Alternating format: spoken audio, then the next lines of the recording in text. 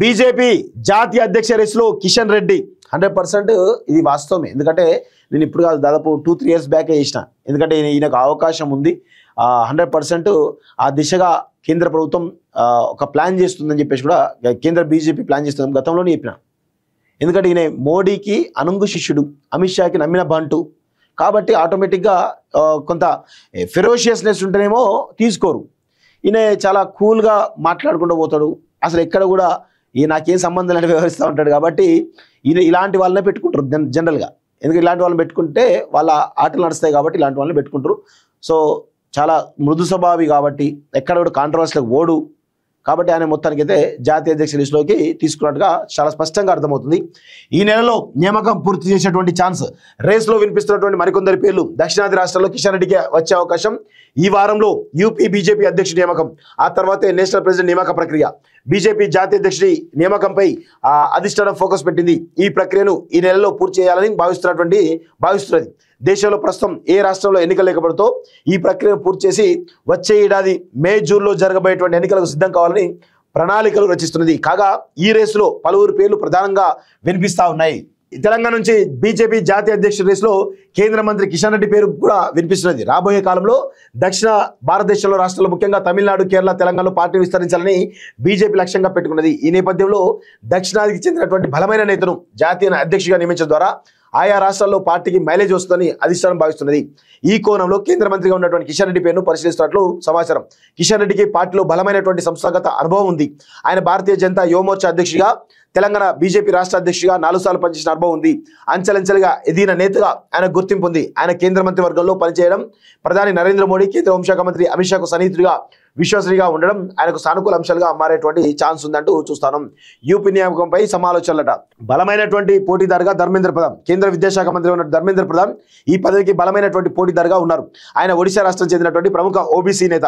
ఆర్ఎస్ఎస్తో party సంస్థాగత యంత్రాంగంతో బలమైనటువంటి సంబంధాలు కలిగి ఉండడం ఆయనకు కలిసొచ్చే అంశం. ఇటీవల ఒడిశాలో కేంద్ర బీజేపీ అధికారులకు రావడంతో ఆయన పాత్ర కీలకం భావిస్తున్నారు. మధ్యప్రదేశ్ మాజీ ముఖ్యమంత్రి, ప్రస్తుత కేంద్ర వ్యవసాయ శాఖ మంత్రి శివరాజ్ సింగ్ చౌహాన్కు క్షేత్రస్థాయిలో మంచి ప్రజాదరణ ఉంది. విస్తృతమైనటువంటి సంస్థాగత అనుభవం కలిగిన ఆయన పేరు కూడా పరిశీలనలో ఉంది. చౌహాన్ కూడా బీసీ సామాజిక వర్గం సంబంధించిన వారే. కేంద్ర మంత్రి భూపేందర్ యాదవ్ కూడా పార్టీ అత్యున్నత నేతలకు సన్నిహితుడిగా ఎన్నికల వ్యూహాలకు రూపొందించడంలో కీలక పాత్ర పోషించే సమర్థుడిగా పేరుంది. ఆయన రాజస్థాన్ రాష్ట్రానికి చెందినటువంటి ఓబీసీ నేత. హర్యానా మాజీ ముఖ్యమంత్రి, ప్రస్తుత కేంద్ర మంత్రి మనోహర్ లాల్ ఖట్టర్ పరిపాలనలో స్థిరమైన అనుభవం కలిగినటువంటి నేతగా గుర్తింపు పొందారు. ఉత్తరప్రదేశ్ ఉప ముఖ్యమంత్రి కేశవ్ ప్రసాద్ మౌర్య పేరు కూడా ప్రధానమైన రేసులో ఉంది. ఆయన యూపీలో పార్టీకి కీలకమైన నేతగా వ్యవహరిస్తున్నారు. నిర్మలా సీతారామన్, పురంధేశ్వరి, వనతి శ్రీనివాసం ఈ ముగ్గురు దక్షిణ రాష్ట్రాలకు చెందిన నేతలే. మహిళలకు ఇవ్వాలనుకుంటే వీరి పేర్లను పార్టీ పరిగణలోకి తీసుకునేటువంటి ఛాన్స్ ఉన్నదని తెలుస్తుంది. ఏకాభిప్రాయంతో అధ్యక్షుడి ఎంపిక అంటూ చూస్తూ ఉన్నాం. సో మొత్తానికైతే కిషన్ రెడ్డి, శివరాజ్ సింగ్ చౌహాన్, వివిధ రకాల ధర్మేంద్ర ప్రధాన్, భూపేందర్ యాదవ్ ఈ నలుగురిలో ఒకరయ్యేటువంటి అవకాశం చాలా స్పష్టంగా కనబడతా ఉంది. సో దక్షిణాది రాష్ట్రానికి ఇవ్వాలనుకుంటే కిషన్ రెడ్డి పెడతారు. 100% కిషన్ రెడ్డి పెట్టే అవకాశం ఉంది.